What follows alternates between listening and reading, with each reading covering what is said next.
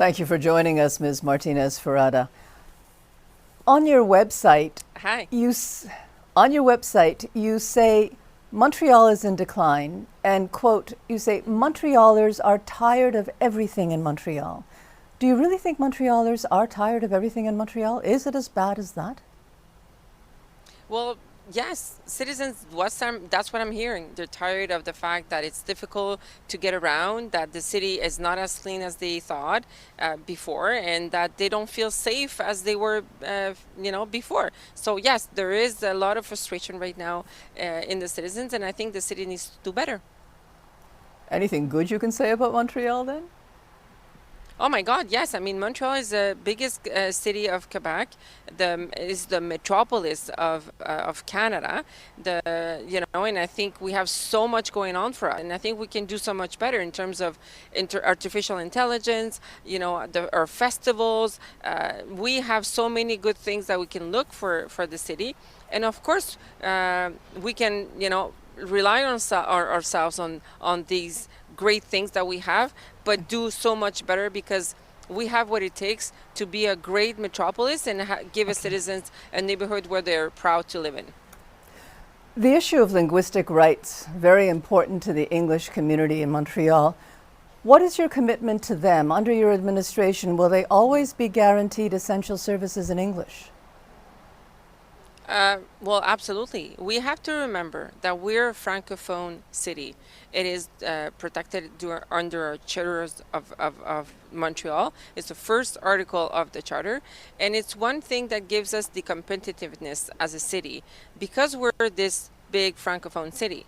But we have a community, an Anglophone community, that built this city, that was an important community that we need to respect, that we need to valorize, and we need to see, and making sure that they can contribute to the city. And I'm going to be always an ally for the English community.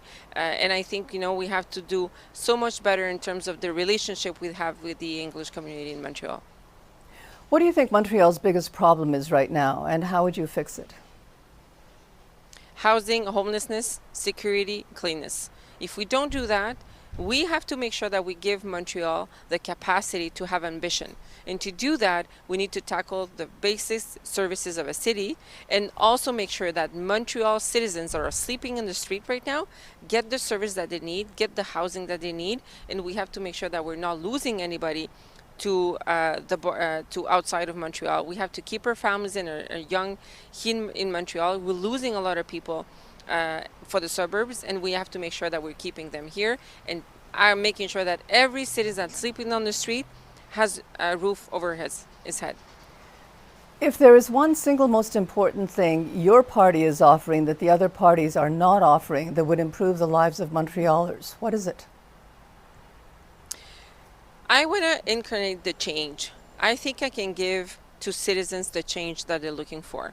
I am convinced that we have a plan to tackle housing, tackle homelessness, tackle security and safety, tackle the thing that needs to be clean in the city, and tackling the fact that Montreal has a fiscal frame very difficult. We need to take courageous decisions, and I've said that we have to reduce the bureaucracy, have to reduce the number of people that are working in the city, and making sure that we're giving the services through the boroughs to citizens, and that's what I'm offering citizens of Montreal.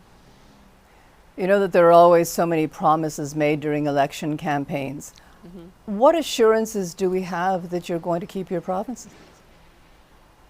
Well, what I will give to citizens is the engagement and the promise that I'm going to do different things to make sure that we're tackling the issues in a different matters, because what we've been doing in the past 8 years in this administration has not worked. So we need to do different. Do I have a magic wand? I don't.